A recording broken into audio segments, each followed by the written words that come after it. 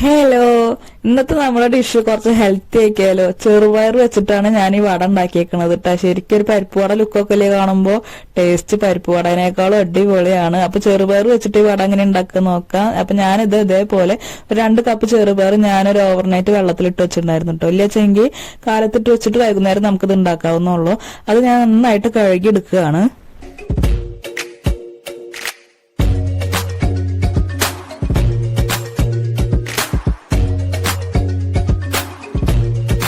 ചെറുപയർ കുതിർന്നു കഴിഞ്ഞാൽ മാത്രമേ നമുക്ക് നന്നായിട്ടൊന്ന് അരച്ചെടുക്കാൻ പറ്റുള്ളൂ. നമ്മൾ അരച്ചെടുക്കണോണ്ടാണ് ഇതേപോലെ കുതിർത്തുന്നത് കേട്ടോ. അപ്പൊ കുതിർത്ത് ചെറുപയർ ഞാൻ ഇതുപോലെ ചെറിയ ജാറിൽ ഇട്ടിട്ട് അരച്ചെടുക്കാൻ പോവാണ്.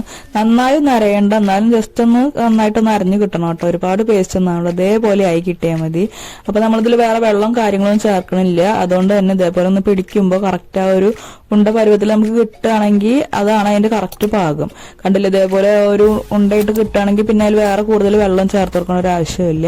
അപ്പൊ ഈ ഒരു പാകത്തിലായി കഴിഞ്ഞാൽ നമുക്ക് അതിലേക്ക് വേണ്ടത് കുറച്ച് പച്ചക്കറികളാണ്. നമ്മൾ വളരെ കുറച്ച് പച്ചക്കറികൾ മാത്രമേ ഇതിൽ എടുക്കണുള്ളൂ. ആദ്യമായിട്ട് നമ്മൾ കുറച്ച് എടുത്തേക്കുന്നത് പച്ചമുളകാണ്. പച്ചമുളക് ഇതുപോലെ ചെറുതാക്കി അരിഞ്ഞിട്ട് ഇട്ട് കൊടുക്കുകയാണ്. അപ്പൊ മാക്സിമം ചെറുതാക്കി അരിയാൻ നോക്കട്ടെ, എന്നാലും ആ പലഹാരത്തിന്റെ കൂടെ അത് മൊരിഞ്ഞ് കിട്ടുള്ളൂ. അല്ലാച്ചെങ്കിൽ അതിങ്ങനെ കിടന്നിട്ട് ഒരു പച്ചച്ചേല് വരും ചെയ്യും. നമ്മൾ കടിക്കുമ്പോൾ കൂടുതൽ എരിവായിരിക്കും, പിള്ളേർക്ക് കൊടുക്കുമ്പോൾ കുറച്ച് ബുദ്ധിമുട്ടായിരിക്കും. അപ്പൊ അത് പച്ചമുളക് ഞാനിവിടെ അരിഞ്ഞെടുത്തേക്കാണ്.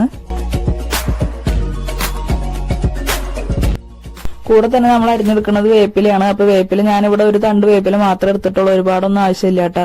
അപ്പൊ അതേപോലെ വേപ്പില ചെറുതാക്കിയിട്ട് അരിഞ്ഞിട്ട് അത് നമ്മൾ ചേർത്ത് കൊടുക്കുന്നുണ്ട്.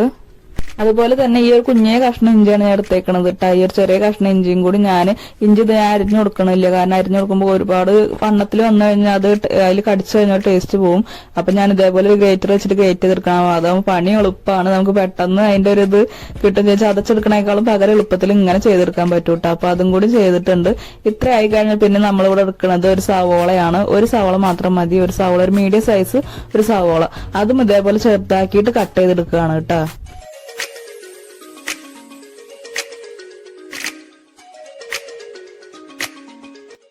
ഇവിടെ നമ്മൾ ചെറുപയർ വലിയൊരു ബൗളിലേക്ക് മാറ്റിയിട്ടുണ്ട്. ഒന്ന് കുഴച്ചെടുക്കുക എളുപ്പത്തിന് വേണ്ടിയിട്ടാണ്. അപ്പൊ ആവശ്യത്തിന് ഉപ്പിട്ട് കൊടുത്തിട്ടുണ്ട്. അരിഞ്ഞു വെച്ച് നമ്മൾ പച്ചക്കറികളും കൂടി അതിൽ ചേർത്ത് കൊടുക്കുന്നുണ്ട്. എന്നിട്ട് കൈ വെച്ച് നന്നായി കുഴച്ചെടുക്കുക കേട്ടോ. കൈ വെച്ച് തന്നെ കുഴക്കണം, എന്നാലും നന്നായി മിക്സ് ആയി കിട്ടുള്ളൂ. അപ്പൊ ഉപ്പും പച്ചക്കറികളും എല്ലായിടത്തും എത്തുന്ന രീതിക്ക് ഇതേപോലെ നന്നായി മിക്സ് ചെയ്ത് കുഴച്ചെടുത്തേക്കാണ്. അപ്പൊ ഒരുപാട് ബലമൊന്നും പ്രയോഗിക്കണം, നമ്മൾ ജസ്റ്റ് ഒന്ന് കൈ വെച്ച് കുഴച്ചെടുത്താൽ മതി. എന്നിട്ട് ഇതേപോലെ ഒന്ന് ഉണ്ടാക്കി നോക്കുക, എന്നിട്ട് ജസ്റ്റ് ഒന്ന് പരത്തി നോക്കുക. അപ്പൊ അതിന്റെ കറക്റ്റ് പാകമാണ് നമുക്ക് അറിയാൻ പറ്റുക. പിന്നെ ഒരുപാട് നേരം കുഴക്കേണ്ട ആവശ്യമൊന്നുമില്ല കേട്ടോ. അപ്പൊ ഈ ഒരു ഷേപ്പിലാണ് നമ്മൾ ഉണ്ടാക്കിയെടുക്കുക പോണത്. അപ്പൊ ഞാൻ ഇതേപോലെ ഒന്ന് പരത്തി കൊടുക്കുന്നുണ്ട്. മാക്സിമം ഒന്ന് വണ്ണം കുറച്ച് ഇതേപോലെ ജസ്റ്റ് നന്നായി ഒന്ന് പരത്തി കൊടുത്തു കഴിഞ്ഞാൽ ഉള്ളൊക്കെ നന്നായി വെന്ത് കിട്ടൂട്ട. അരികൊക്കെ ഇതുപോലെ ഷേപ്പാക്കി എടുത്തിട്ട് ഇതേപോലെ ഒരു പരിപ്പ് വടയുടെ ഷേപ്പിൽ തന്നെ നമ്മളെല്ലാം അതും ആക്കി എടുത്തിട്ടുണ്ട്. പിന്നെ ഒരു കാര്യം ശ്രദ്ധിക്കേണ്ടത് വെച്ച് കഴിഞ്ഞാൽ അത് ഹാൻഡിൽ ചെയ്യുമ്പോൾ നമ്മളൊന്ന് സോഫ്റ്റ് ആയിട്ട് തന്നെ കൈകാര്യം ചെയ്യണം കേട്ടോ, അല്ലെങ്കിൽ പൊട്ടിപ്പോവും. പക്ഷെ ഇത് എണ്ണയിലിട്ട് വറുത്ത് കഴിഞ്ഞാൽ ആ പൊട്ടൊന്നുമില്ല, കറക്റ്റ് ആ ഒരു ഇതിൽ തന്നെ കിട്ടും. അപ്പൊ ഞാനിത് ഇവിടെ എണ്ണ ചൂടാക്കിയിട്ട് ഓരോന്നോരോന്നായി ഇട്ട് കൊടുത്തിട്ടുണ്ട്. മീഡിയം ഫ്ലെയിമിൽ വെച്ചിട്ട് ഒരു ഭാഗം നന്നായി മൊരിഞ്ഞതിന് ശേഷം മാത്രം മറിച്ചിട്ട് കൊടുക്കുക, അല്ലെങ്കിൽ പൊട്ടിപ്പോവാൻ ചാൻസ് ഉണ്ട് കേട്ടോ.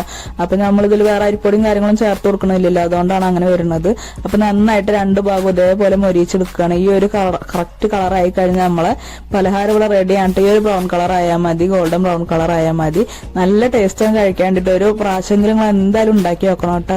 പിള്ളേർക്കും കൊടുക്കാൻ അടിപൊളി പലഹാരമാണ്. അപ്പൊ വീഡിയോ എല്ലാവർക്കും ഇഷ്ടപ്പെട്ടു വിചാരിക്കുന്നു. വീഡിയോ ഇഷ്ടപ്പെട്ടെങ്കിൽ ലൈക്ക് ചെയ്യുക, ഷെയർ ചെയ്യുക, ചാനൽ ഒന്ന് സബ്സ്ക്രൈബ് ചെയ്ത് സപ്പോർട്ട് ചെയ്യട്ടെ. അതിൽ അടിപൊളി വേറൊരു വീഡിയോ ഇട്ട് വീണ്ടും വരാം. ബൈ.